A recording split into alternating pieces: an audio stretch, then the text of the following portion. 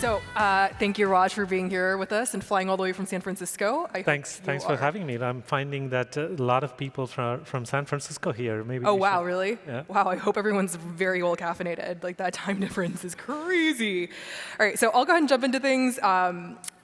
Raj, you guys have some exciting news. You and Stellar have agreed on a partnership for crypto credentials. I want to go into a little bit. So, Mastercard is very well known. We all probably have one or know someone who has a card that's a debit card or a credit card that uses Mastercard. You guys play the important role of linking the merchants and the consumers so that they're able to pay with each other. Zoom in for me for what this means, what crypto credentials means, what that means for Mastercard, and what is similar to the existing company of what Mastercard currently does and what's going to be dissimilar in the future. Yeah, it's a good way to start because everyone who thinks about Mastercard thinks about the card and how you guys use every day, whether you're in a tube today, in London or elsewhere. So you're right, we have over 3 billion cards, and we have about 110 million merchants. So what that actually means is, think for a second what it underneath means. It is about bringing those players. We work through financial institutions. They issue a card, and you can get a card issued here. You can go tomorrow to a remote village somewhere in, say, Asia, and you can transact. Your financial institution has never worked with other financial institution. You, as a consumer, do not know that merchant, and yet it works. What's behind it is a set of, obviously, the brand, because you got to find the brand, and more importantly, a set of agreements behind the scenes and the rules and the standards for that transaction to happen in a simple, scalable way. And that's what we do. We build networks. We bring parties in the ecosystem for them to contribute value to the network and to derive over time even more value out of the network as the network grows. That's true with every network, but we've kind of done this for decades now. And when we saw in crypto is that crypto is started out as many of you guys know, as more of from a technical standpoint, and it started entering in the main world. And the main world is regulated. You want players to know that it is safe and simple to do. And we apply the same principles. And we can talk a little bit about what this is. We started using cross-border remittance as a key use case where we can actually, the underlying rails can be a blockchain, but we can actually help do all of that, set up the proper brand, set up a set of simple user experiences using email to send money to each other or mobile to send money to each other. And more importantly, behind the scenes, this is for internal people who are getting into the network, what kind of KYC standards you need to meet, what kind of things you need to do for you to meet the travel rule from one jurisdiction to another. All things important for if we want to use this infrastructure to scale for real world use cases. It's really where it's coming from. We think we can help, and that's why we got started with this. It's interesting. I wonder, right, there's KYC standards. Mastercard operates everywhere in the world, in a lot of countries in the world, I should say, not everywhere in the world, in a lot of countries in the world right now. Is everyone who is KYC'd currently by the traditional services offered by Mastercard also able to pass through the same KYC on the crypto credentials network? So the standards are similar but different. The reason there would be, if you look at the crypto credential, the way that we think about this is that what is the activity that the consumer wants to do? In this case, we've picked remittance. There could be other things. So there's for you to initiate and receive remittances, there are specific rules. For example, Financial Actions Task Force has put on guidelines, the FATF guidelines that is adopted by many of the jurisdictions. They're different by market. And part of the reason that when we enter with this product in a given market, we look at that standards. Mastercard comes up with its own additional standards. And every participant, we are announcing 3 people joining today, Coins.ph in Philippines, WireX and Mercado Bitcoin, who was previously on another network. They're joining Stellar today as well. We look at them, their policies and KYC policies, make sure that they follow the rules for initiating and receiving remittance in that market. So while the card issuing, that kind of the muscle that we have and working with the partners helps, here it is custom made for this specific use case, which is important because regulators look for, are you following the specific rules for the activity that you're initiating? In this case, it happens to be a remittance, cross-border remittance transaction. Right. Sorry to go into a bit of kind of the nuts and bolts there, No, but I think that's helpful, right? Yeah. Because I think what that tells us, and tell me if I'm wrong here, but it sounds like it is probably harder, it sounds like, if I'm trying to do cross-border, right, crypto credentials, you're less likely to get KYC. That's not true for everybody, but yes, it's a little harder to get through that process for crypto credentials than traditional Mastercard. Yeah, look, if you look at the problem statements, right, if somebody, many of you, all of you are crypto people, so if you want to log into your wallet and send money to somebody else, the first thing you do is text that person, say, what's your address, blockchain address, or you cut and paste and you attempt to send. Maybe that error doesn't happen to all of you people. There is some errors happen in getting the right blockchain address. Even if you were to get that, the issue is that those of us in the crypto industry know what networks to send what money on. You send a currency to a network that doesn't support, you're lost completely, right? So there is a lot of behind-the-scenes meta information that exchanges need in order to make sure that the transaction actually gets to the other side. And then finally, there is compliance, right? Is the right level of KYC done? Is the transaction going through? Can you verify that the person on the other side is the same person? Is your friend name? Can you do the name verification? The whole thing, right? So every step of the way, there are rooms for error that really would prevent people from actually using this going mainstream. Those of us in the crypto world probably know how to all the tricks of the trade, and we can actually make sure that it is the right exchange and so forth. But it's not the case if we want to take this to the mainstream. So how do you take this mainstream? We solve for that with identifying the person using a simple email address and being able to display and stop people from using that address if the money that particular currency can't get to the other side, and the behind the scenes doing the compliance and safety checks necessary. Are you sending it to a person that's not KYC? Eventually, once these KYC people are in the network, we also will have a attestation on the blockchain as a proof of that passing that thing. Passing the KYC level, which allows the entire ecosystem to serve that consumer in a very different way. Right, so it's really the first. You need a popular hero use case that solves a pain point, which is what we picked. But we think that there are other things that are emerging out of that. Right. Well, yes, going mainstream. I feel like that's definitely the holy grail that still hasn't quite hit yet. So crypto credentials, right? You guys are live in Argentina, Brazil, Chile, France, Guatemala, Mexico. List of countries, lots of Latin American countries. Are there any countries in which you're seeing, because MasterCard, one of the goals that the overarching organization has and one of the big opportunities is going international, right? Are there any countries where you're seeing that the crypto side of the company is actually ahead of the non-crypto side? What do you mean? Like you're getting more revenue from the crypto side? Is it just too early for that to be a thing yet? Look, I think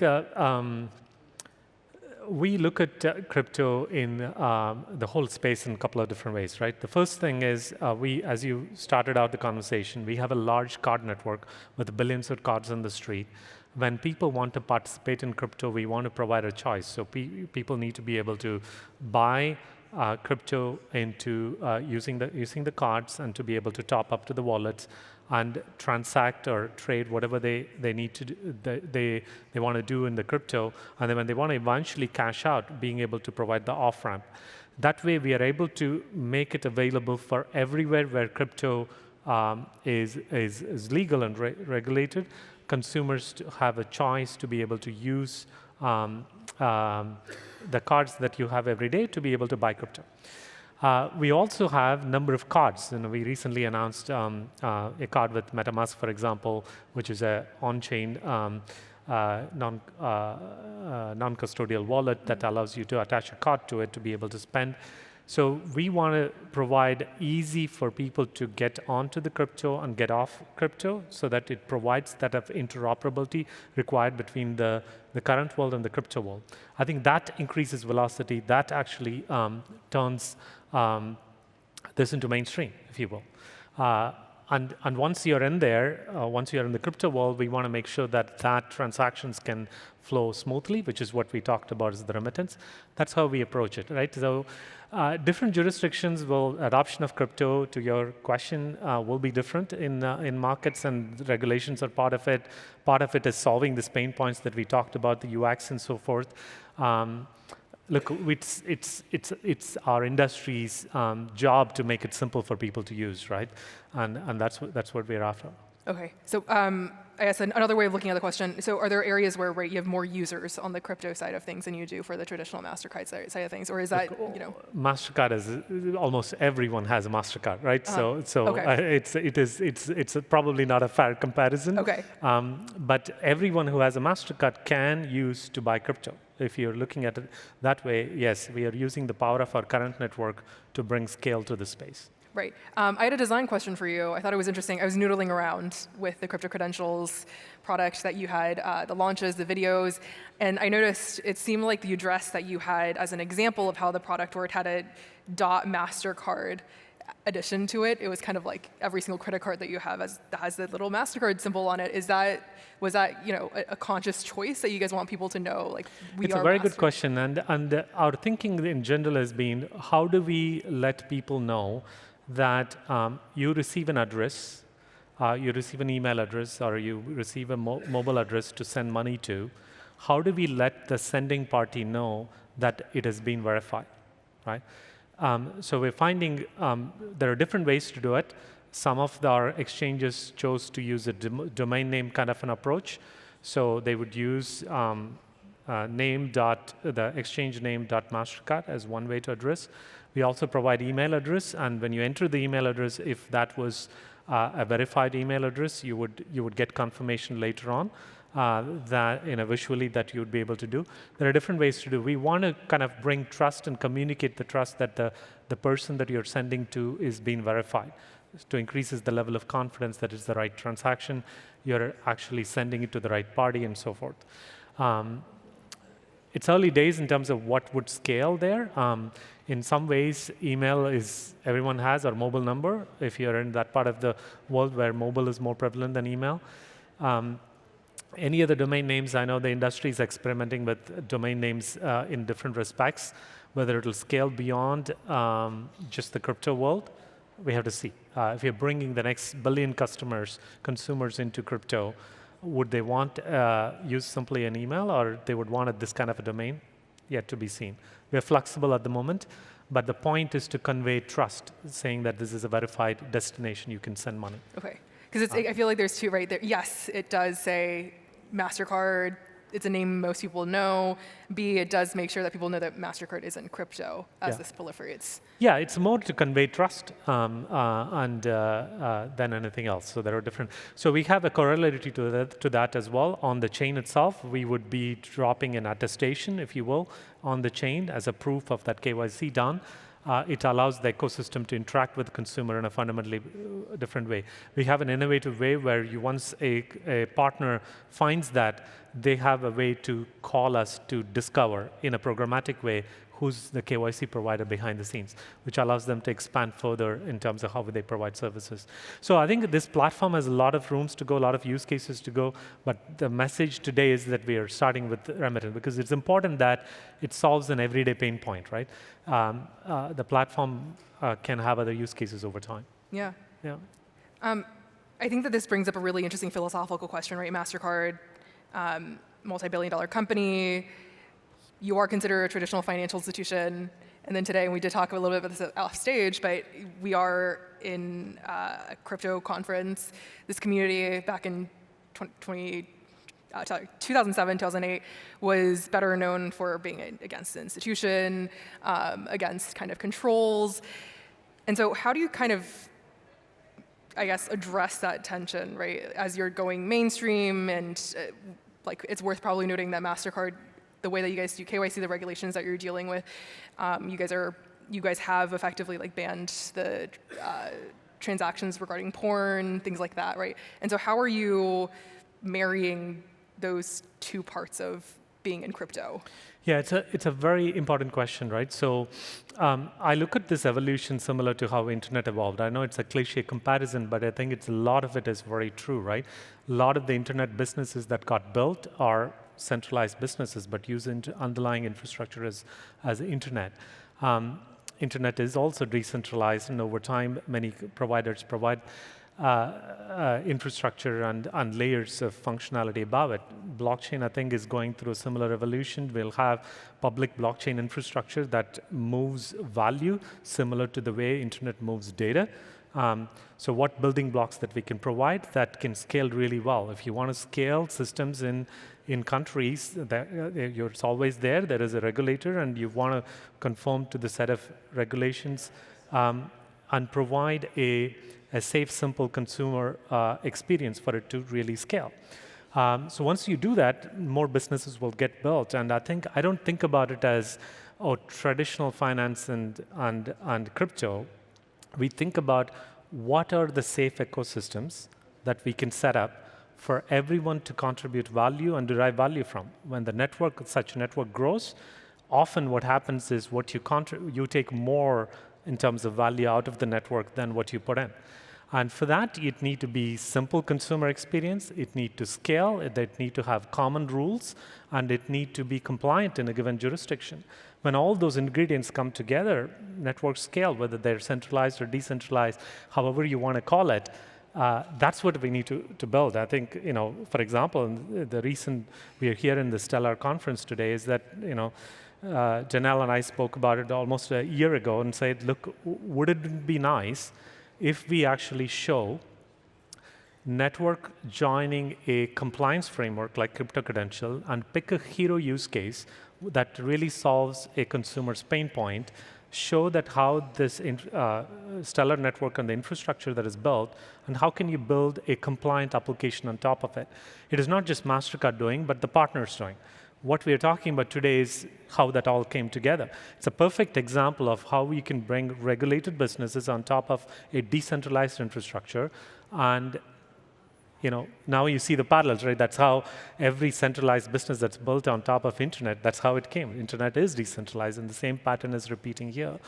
I think that's the way to scale, I feel, that we go after a real-world use case, bring the right partners, be compliant in the jurisdictions that you operate, and we scale a use case. Right. So basically, there is some level of centralization in all of this that is probably necessary in order to scale all of this, right? Someone like banks play the middlemen if you have a transaction dispute, things like you're doing the KYC side, but overall, your belief is that the overall market will be more decentralized than it currently is. Look, a business wants to connect and use an infrastructure. They need to know who the counterparty is.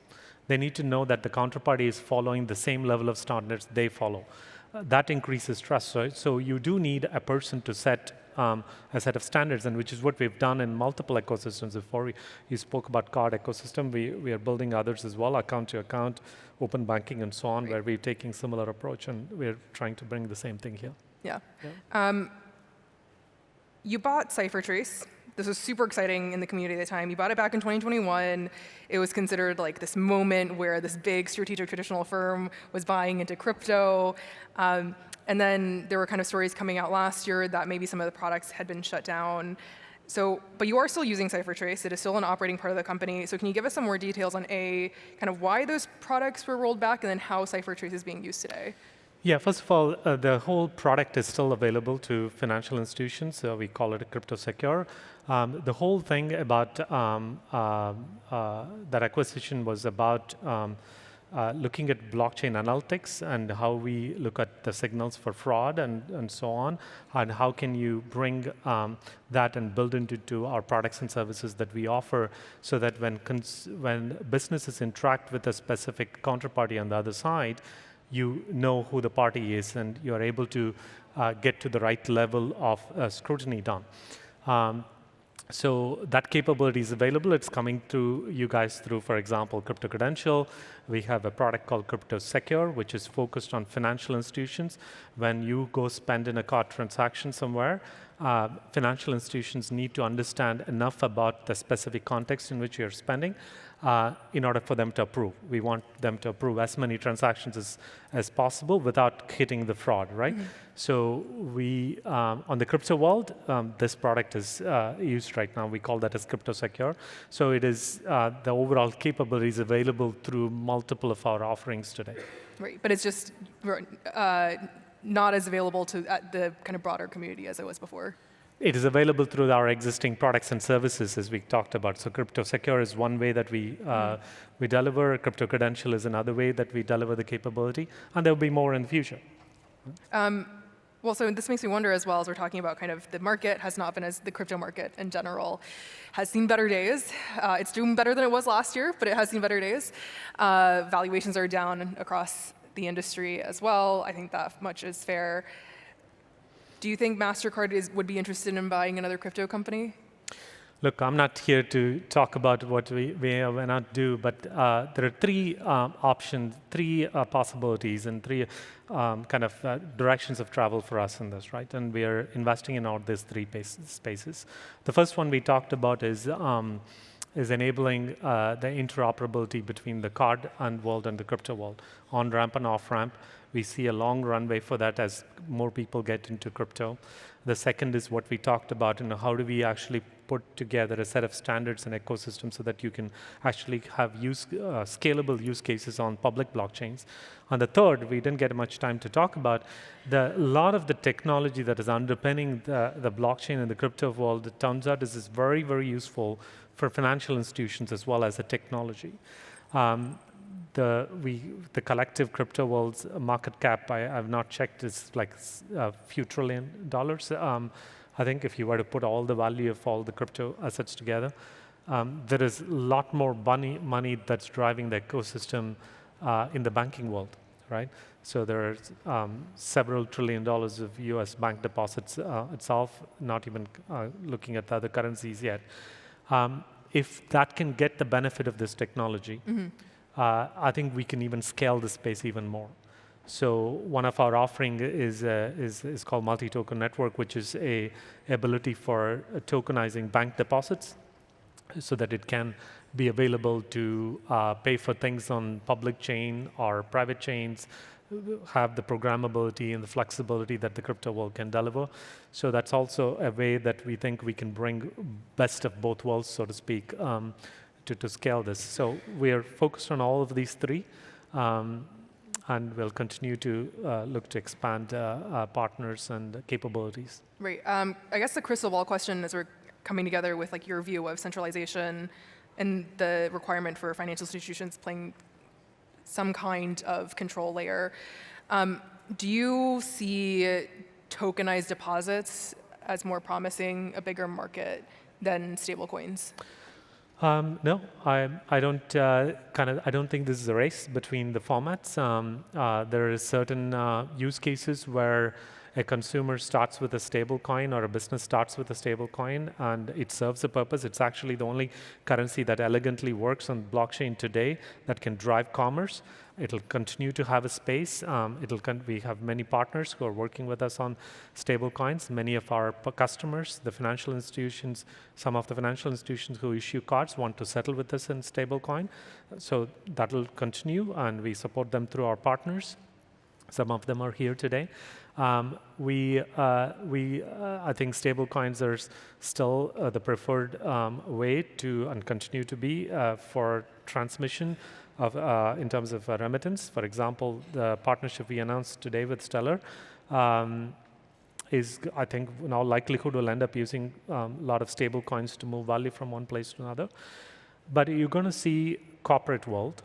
Corporate world has money in the bank, right?